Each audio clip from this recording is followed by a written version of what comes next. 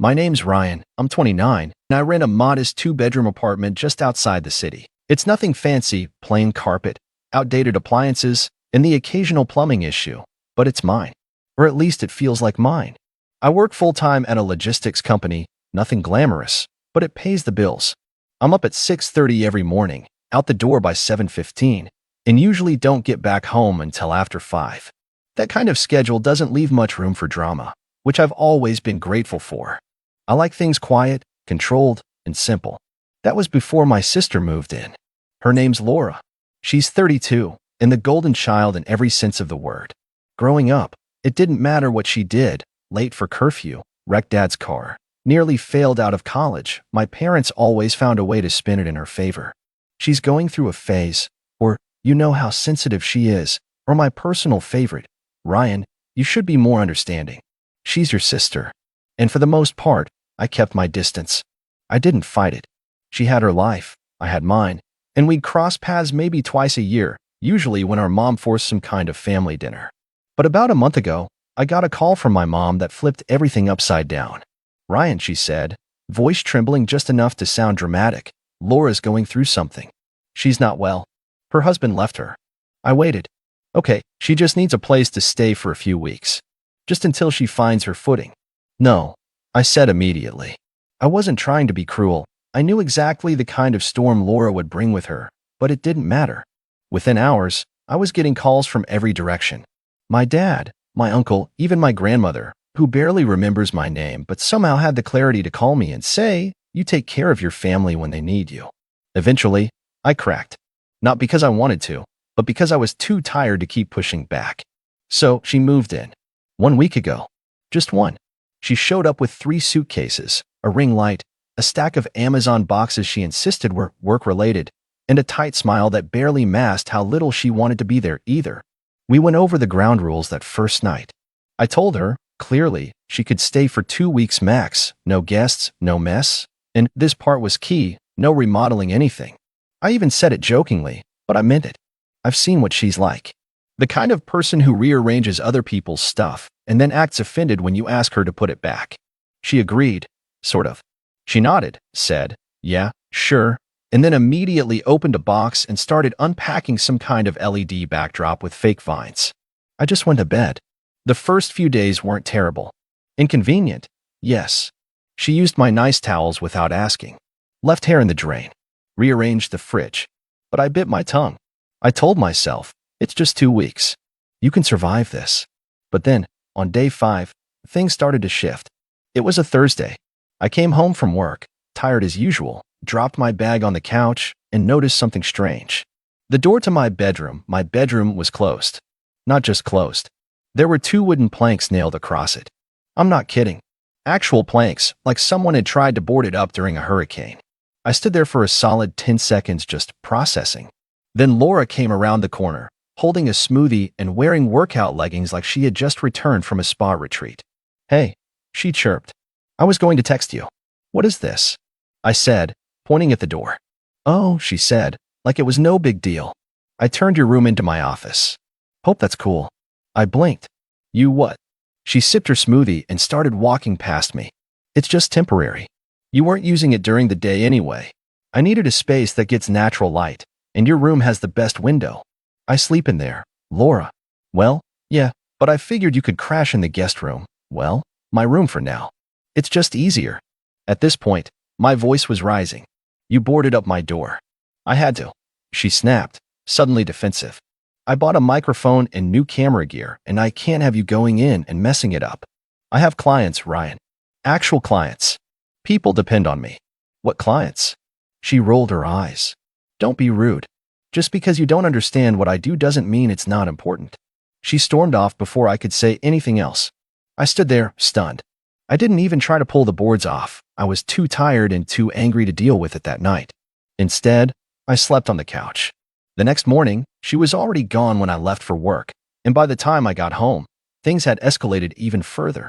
The boards were still there, but now a big printed sign was taped over them. "Do not enter. Private workspace. Trespassers will be reported." Reported to who? The apartment authority? I'd had enough. I knocked on the door to what used to be my bedroom. No answer. I knocked again, harder. She yelled from inside, "I'm filming. Come back later. Laura, we need to talk." Now. Nothing.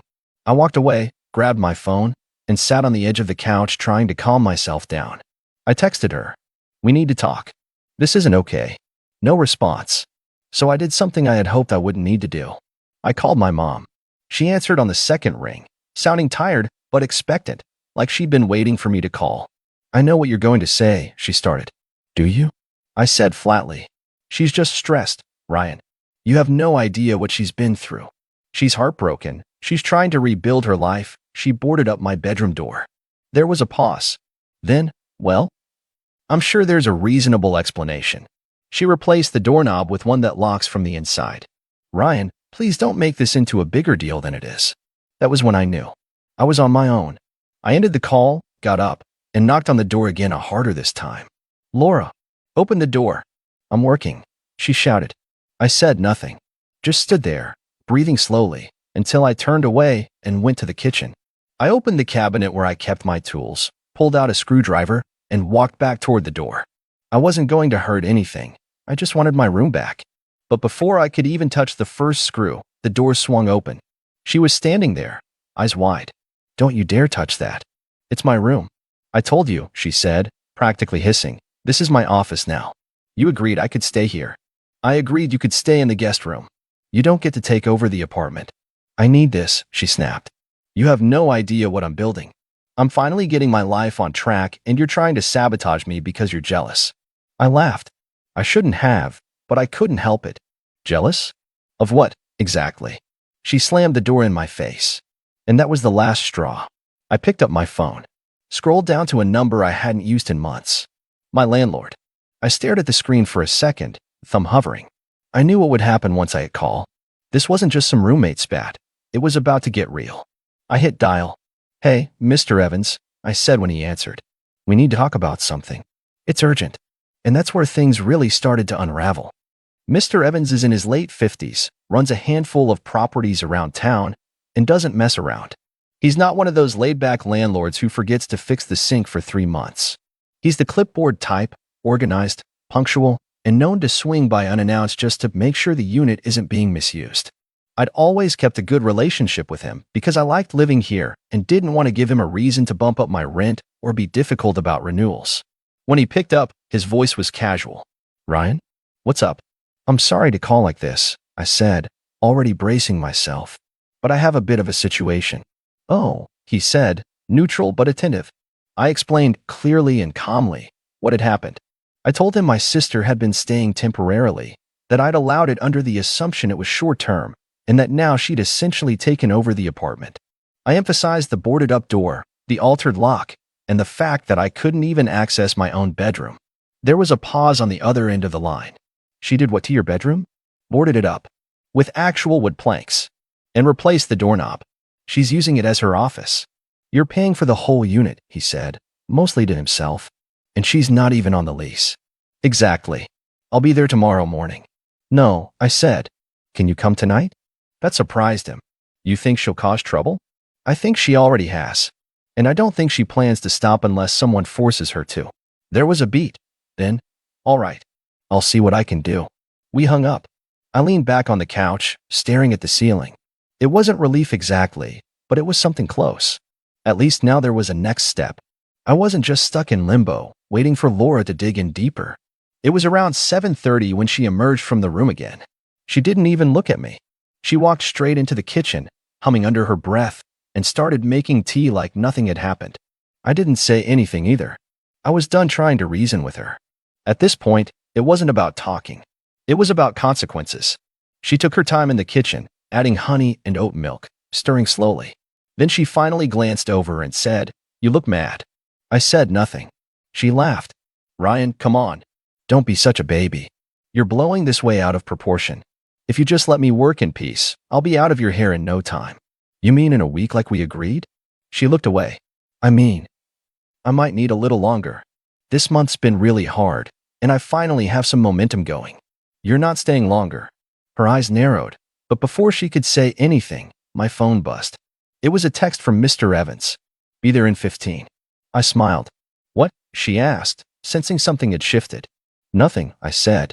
Just a little work message. She squinted at me, but I could see the flicker of suspicion in her eyes. She wasn't dumb. Manipulative, yes. Entitled, absolutely. But not dumb.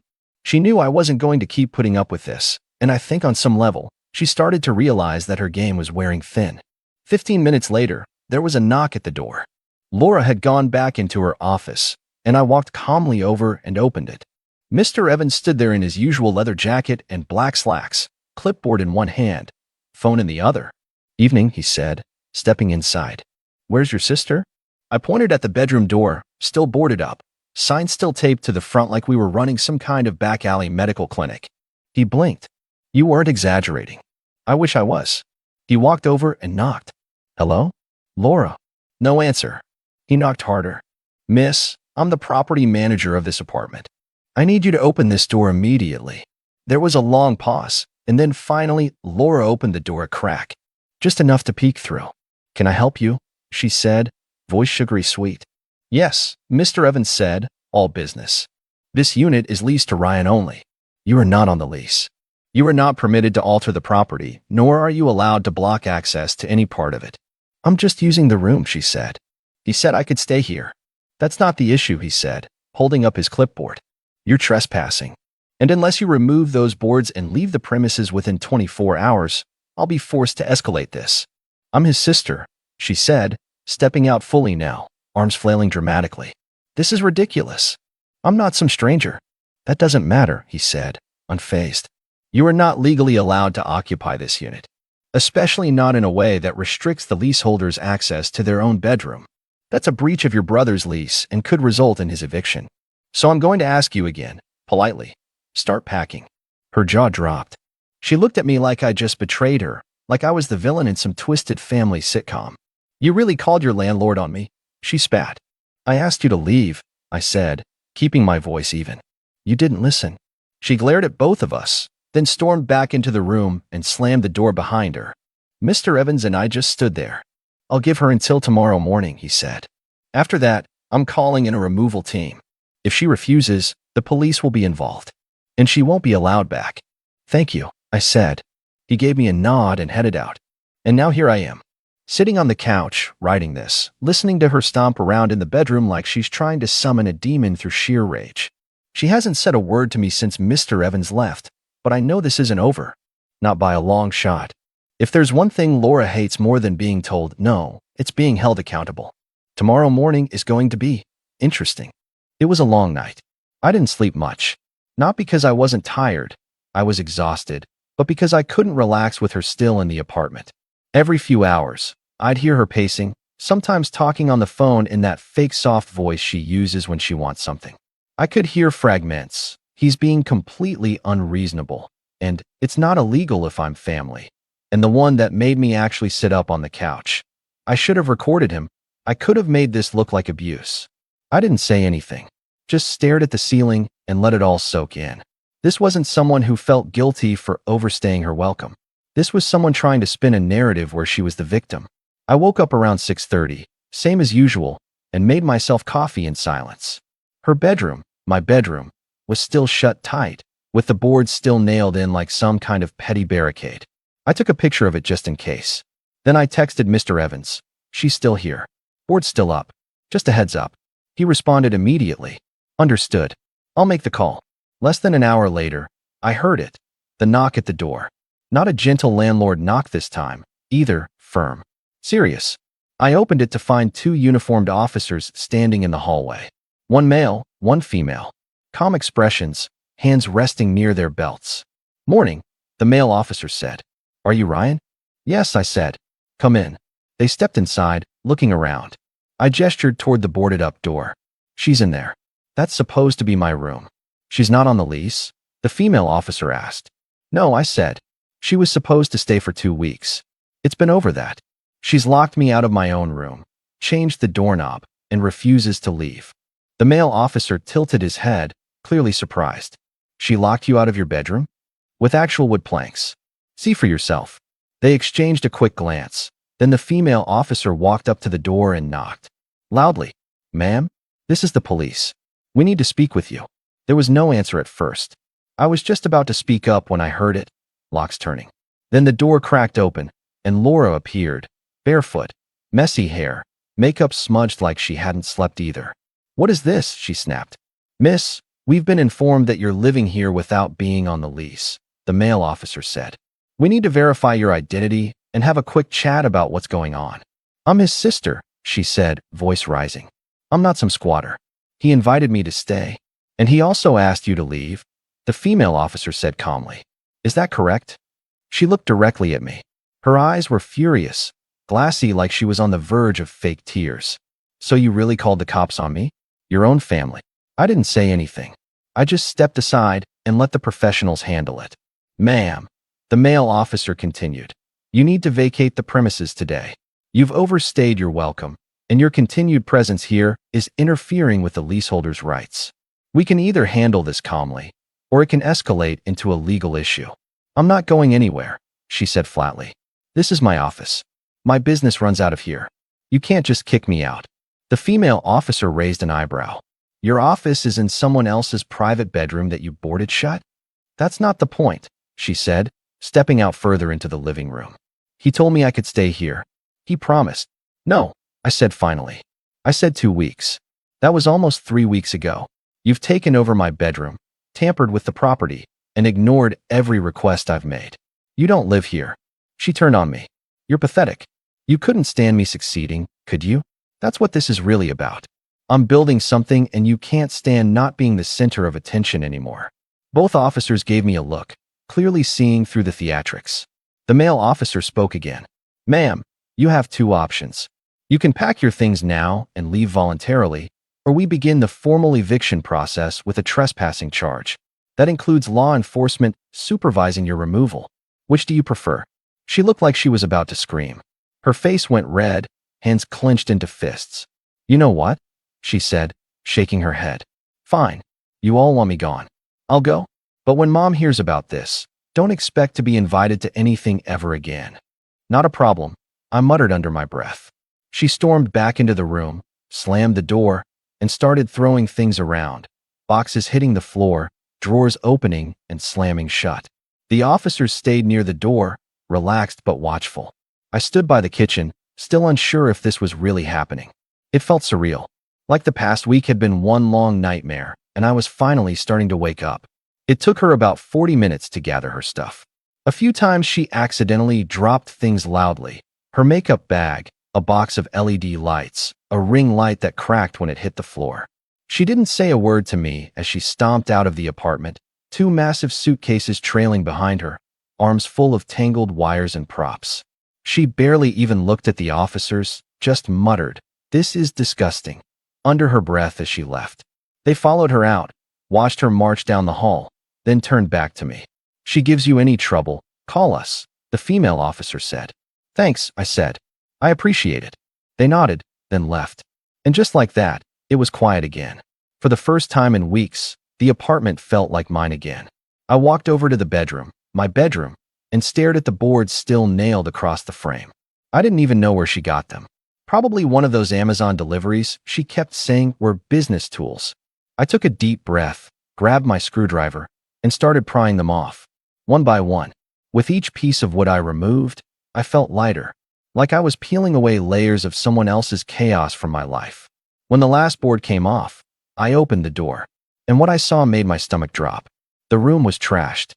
Clothes everywhere. Lipstick smeared across the mirror. One of the curtains was ripped. And the smell, strong perfume, maybe 3 different kinds, all battling each other in the air. It was like walking into the aftermath of a tornado that had passed through a Sephora and a temper tantrum. I didn't even know where to start, but I didn't yell. I didn't call her. I didn't even take pictures, though I probably should have. I just stood there in the middle of the room, my room, let out a slow breath, and started cleaning. Not for her. For me. Because I needed my space back. Because I was done giving her the satisfaction of any more of my time, energy, or peace of mind. She didn't message me. Not that day. Not the next. But I should have known the silence wasn't peace. It was prep time. By the 3rd day, the texts started rolling in. First from my mom. MOM texted, "Ryan, what did you do to Laura?" MOM texted, "She's here crying, says the police dragged her out." "Are you serious right now?" Then my dad. Dad texted, I don't want to get in the middle of this, but come on. She's your sister. Then my aunt, who I hadn't spoken to in years. And June texted, I always thought you were the calm one. I guess I was wrong. Apparently, Laura had spun the story into some big melodramatic sobfest. Ryan betrayed me. He ambushed me with the police. He humiliated me and destroyed my business. She even told them I'd stolen her stuff and locked her out first, my room, by the way. My family, being the Olympic-level enablers that they are, didn't even question her version. I ignored the texts. Every single one. But on the fourth day, my mom called. Not text, called.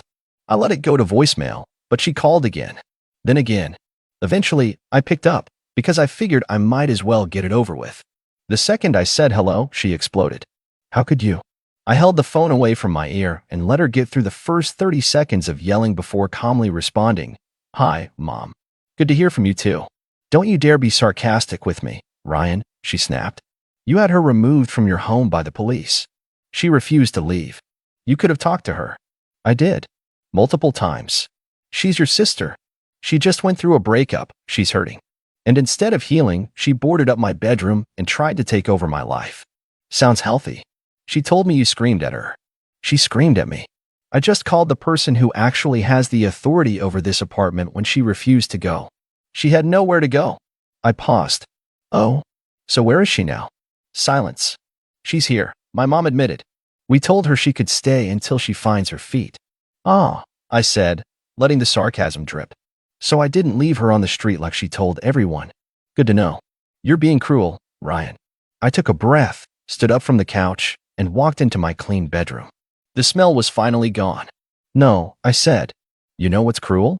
You raising two kids completely differently and expecting the one you always guilt-trip to clean up the other's messes. You all act like I'm heartless, but I'm not. I just finally hit a point where I realized I was being used. Again, I gave her a place to stay, and she tried to push me out of my own home. That's not hurt. That's not grief. That's entitlement. She's family. And I've spent my whole life being told that means I'm not allowed to have boundaries. That ends now. There was a pause. I could almost hear the wheels turning, like she wanted to say more, but couldn't find the words that would still make her sound like the reasonable one.